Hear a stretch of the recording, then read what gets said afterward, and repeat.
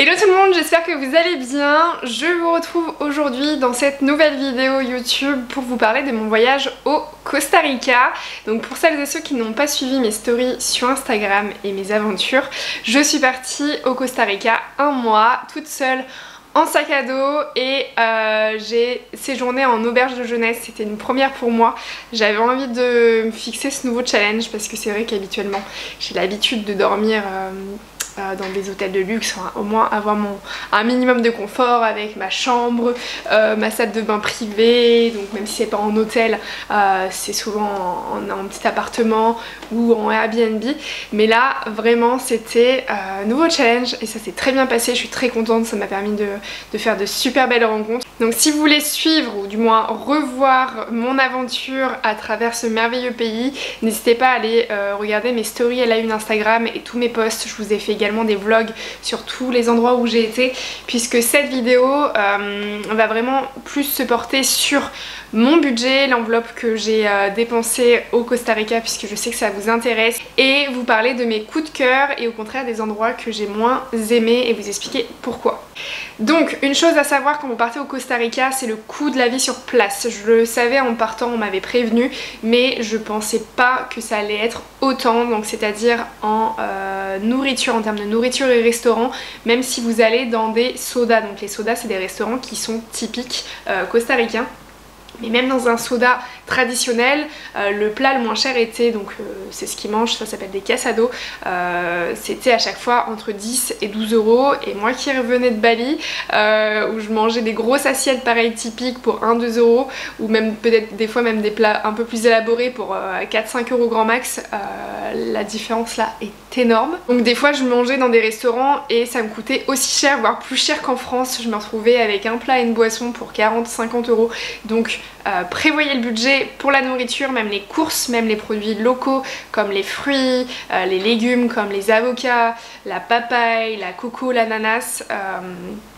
Les bananes à la rigueur c'est peut-être le truc qui coûte le moins cher. En termes de dépenses, j'ai dépensé en totalité un peu moins de 4000 euros pour le mois, en sachant que je séjournais en auberge de jeunesse. La nourriture m'a coûté aussi cher que mes logements, vu que j'ai dormi en hostel. C'est la première fois de ma vie que dans un voyage je dépense autant en nourriture qu'en hébergement. Donc ce qui m'a coûté le plus cher, et c'est vraiment kiff kiff, je suis à 17% avec les vols. Avec mon vol j'avais trouvé un super vol, une super offre de Paris à San José, puisque je m'arrêtais, j'avais un stop à New York, donc j'ai payé mon billet dans les 650 euros sans valise. Donc vraiment je suis partie avec JetBlue, très bonne compagnie.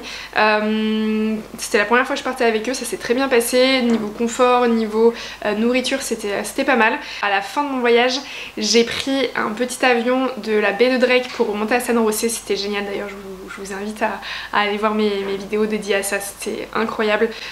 Et j'ai payé ce billet là dans les 180 euros je crois.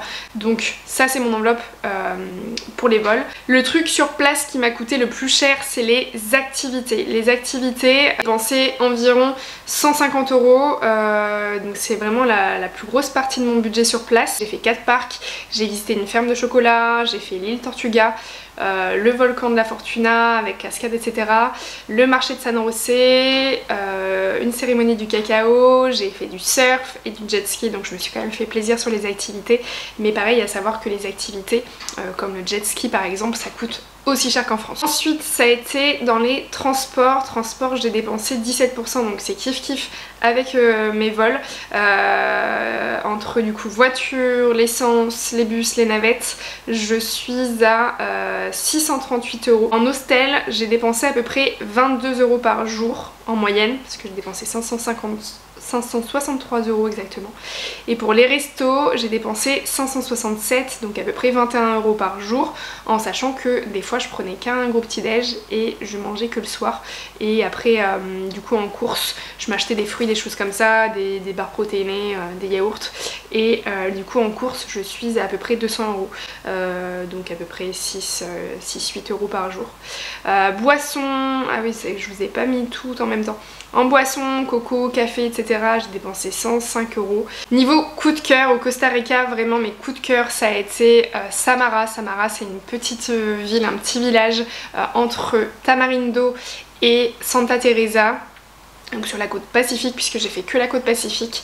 C'était très peu touristique, vraiment beaucoup plus chill. La baie est incroyable et les sunrises là-bas sont merveilleux. Ensuite j'ai adoré Manuel Antonio, donc pas la partie touristique, donc pas la plage touristique où tout le monde y est, mais moi je marchais pas mal pour aller dans des plages où il y avait pratiquement personne. D'ailleurs j'ai pu y voir un toucan en liberté, j'ai vu plein de paresseux, des singes, c'était magique.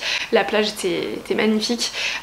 J'ai plus le nom en tête. Sur mon Instagram vous retrouverez de toute façon tous mes bons plans et bonnes adresses, mais Manuel Antonio en plus c'est sur une butte, donc vous avez la vue sur la mer, c'est sublime, et de mon hostel j'avais des couchers de soleil incroyables. J'ai beaucoup aimé également la baie de Drake pour son côté vraiment calme.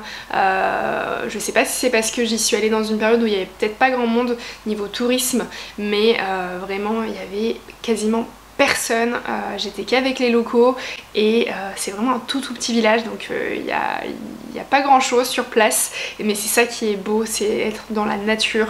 L'un de mes meilleurs souvenirs ça a été justement le bateau de Sierpe pour aller à Drake dans la rivière avec cette nature incroyable. C'était l'un de mes meilleurs moments au Costa Rica, c'était magique. J'ai beaucoup aimé aussi la Fortuna, malgré le fait que je n'ai pas pu voir le top du volcan parce que la Fortuna c'est montagneux, donc c'est rare quand il fait beau, mais c'était quand même très sympa. Par contre mon gros flop du Costa Rica ça a été Tamarindo. Tamarindo, si effectivement vous aimez ce côté touristique, américanisé, et c'est un peu pour nous en France le Saint-Tropez du Costa Rica, les prix sont exorbitants, et voilà, c'est blindé de touristes, donc c'est mignon, mais c'est pas non plus le plus bel endroit du Costa Rica. Il y a plein d'autres beaux endroits, et surtout ça a été très américanisé, et donc les prix c'est une catastrophe.